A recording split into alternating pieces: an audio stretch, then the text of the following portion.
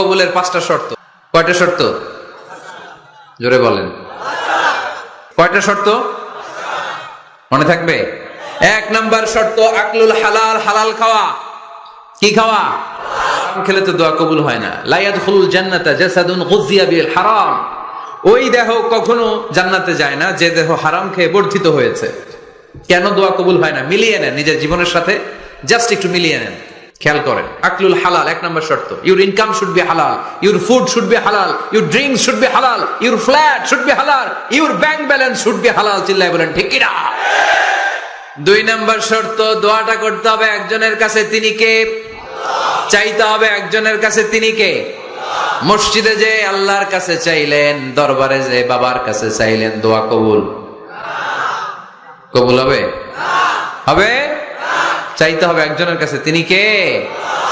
অন্য কোথাও যেন আমরা না চাই। এবার ইয়াকিন থাকতে হবে যে আমার দোয়াটা কবুল হচ্ছে।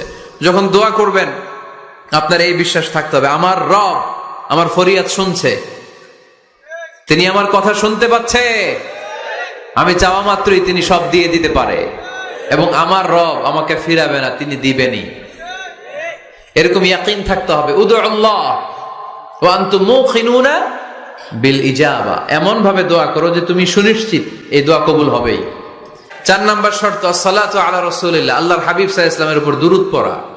কুল্লু দুআ মাহজুব মাওকুফুন বাইনাস সামাই ওয়াল আরদ, আমরা যা দোয়া করি সব আকাশ জমিনের মাঝখানে পেন্ডিং হয়ে থাকে।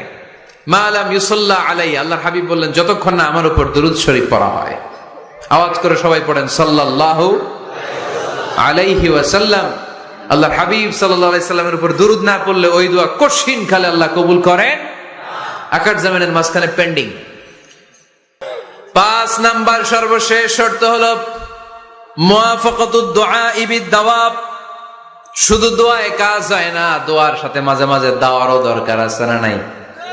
দোয়াও লাগবে, দাওয়াও লাগবে, ঠিক কিনা? দোয়ার সাথে দাওয়া লাগে। আল্লাহর হাবিব সাল্লাল্লাহু আলাইহি ওয়াসাল্লামের আঙ্গুলে একবার বিচ্ছু পোকা কামড় দিল, প্রচন্ড ব্যথায় বিশ্বনবী কাতরাচ্ছেন। আমাদের আয়েশাকে বললেন রাদিয়াল্লাহু তাআলা আনহাকে বললেন লবণের পানি নিয়ে আসো, গরম দাও, ঢালো। উনি আরাম পাচ্ছেন, আর সূরা ইখলাস পড়ে ফু দিতে লাগলেন, ফাতিহা পড়ে ফু দিতে লাগলেন। গরম পানি ঢালা শেষ, ফু দেওয়া শেষ, আঙ্গুলের ব্যথাও। দেখছেন কি কম্বিনেশন? দোয়াও লাগে, সাথে সাথে কি লাগে? দাওয়াও লাগে। দোয়া আর দাওয়া দুইটার সমন্বয়ে আপনাকে সফলতা দিবে কে? সফলতা একজনই দেয়, তার নাম জোরে বলতে হবে, তিনি কে?